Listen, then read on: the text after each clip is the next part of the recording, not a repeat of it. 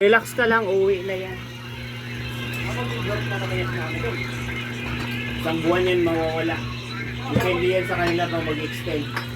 Baka mag-i-igor ka naman yan. Bahala siya.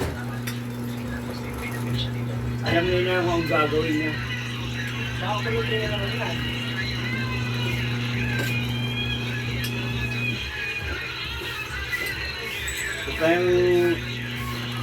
Kaya bibigay sa'yo allowance.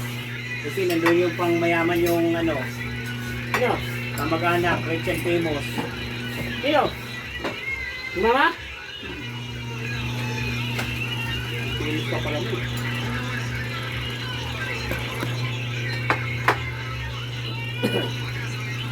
Ang babagal niyo naman, para kayo maglalaro. Kumain muna kayo para may utak kayo.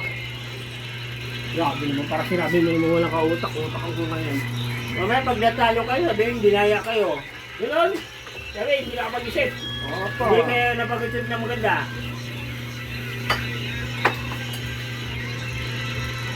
Ba't may isa pa doon? Ano yun? Ha? Hayaan mo lang siya doon. Kasi yun. Aso mo maarte, puro ulam lang kinakain. Neta yan.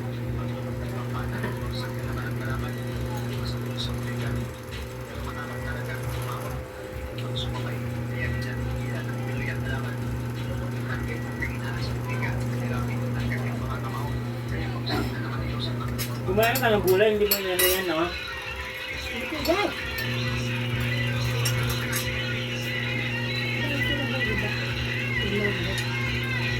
Parehas lang yung gulay yan, ano eh. Matigas kaya.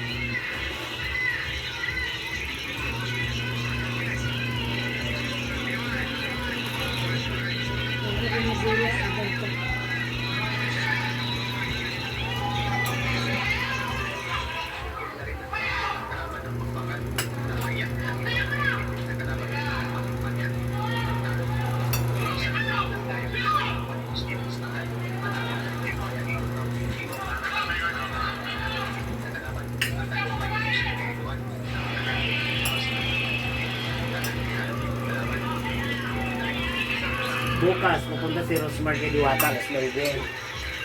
Schedule na. May nag-message sa akin, Stone, babalik ka? Sabi ko hindi. Priority ko yung work ko sa vlog.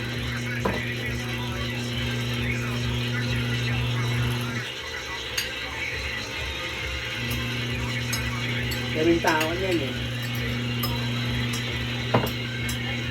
Magkikita yung pinakamaganda kaysa pinaganda. Ganon?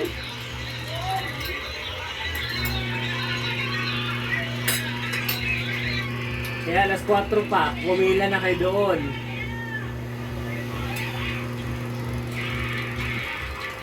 Makakain kayo alas 6.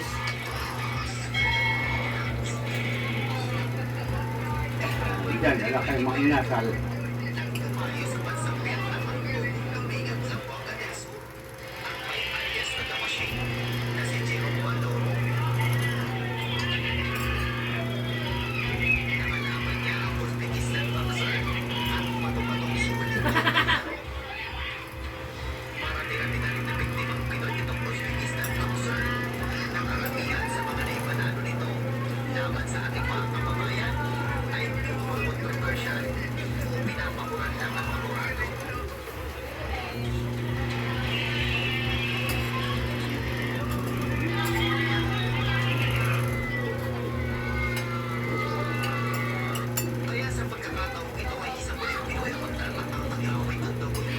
Ay!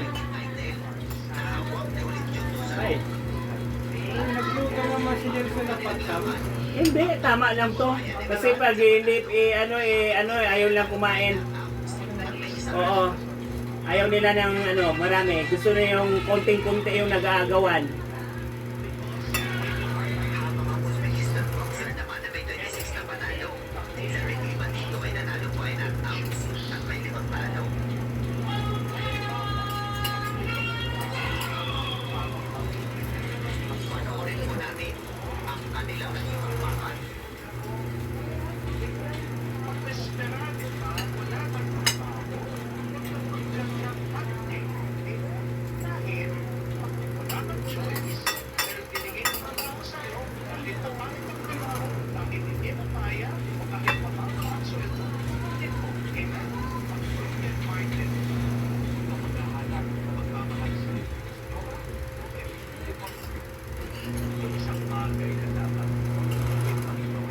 Yung mga kalapatin nyo, hindi nyo yun, no?